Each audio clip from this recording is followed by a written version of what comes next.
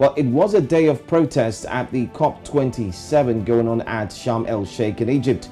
First, a group of activists staged a mini rally in front of the International Convention Center, and another activist attempted to stop a speech by the U.S. Presidential Climate envoy for climate, John Kerry. Well, we have more in this report. Take a look.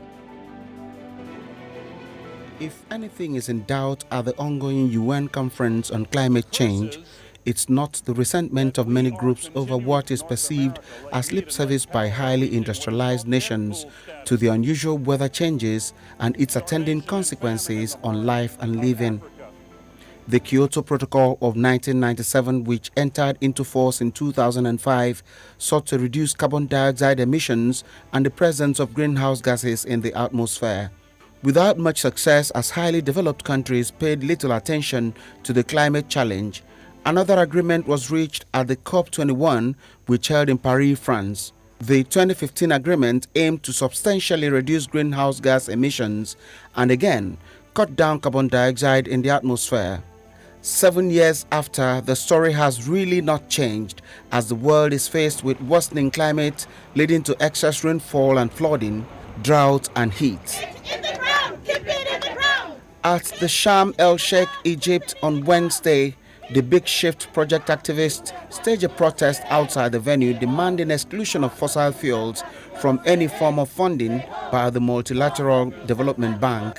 We don't think that Paris alignment should include funding to fossil fuels, and all of the multilateral development banks, apart from the EIB, don't have an exclusion for fossil fuels in place, so they're still funding coal, oil and gas projects across the world. Inside one of the meetings, it took security guards to stop an activist from embarrassing the U.S. Presidential Envoy for Climate Change, John Kerry. He yelled and screamed, "We need to act on climate now.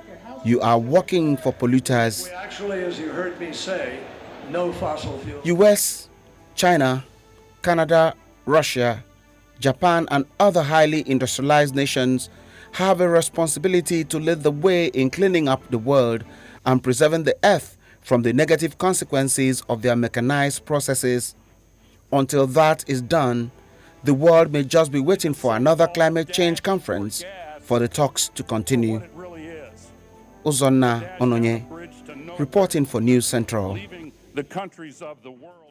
Just as we stated just yesterday about the protests that may take place and others that actually took place before COP27 and during COP27. But now we're seeing that in this report, Olive. Yes, so many things were being said.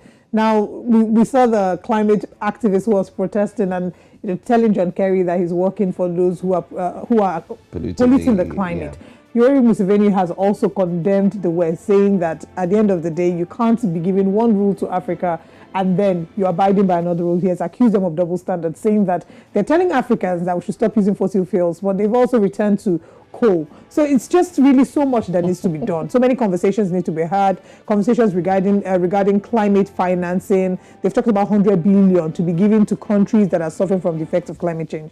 But they're yet to meet this target. Are they going to be paying for loss and damages of climate change? Are they going to be talking about climate mobility? So many angles to explore from this conversation. Most definitely.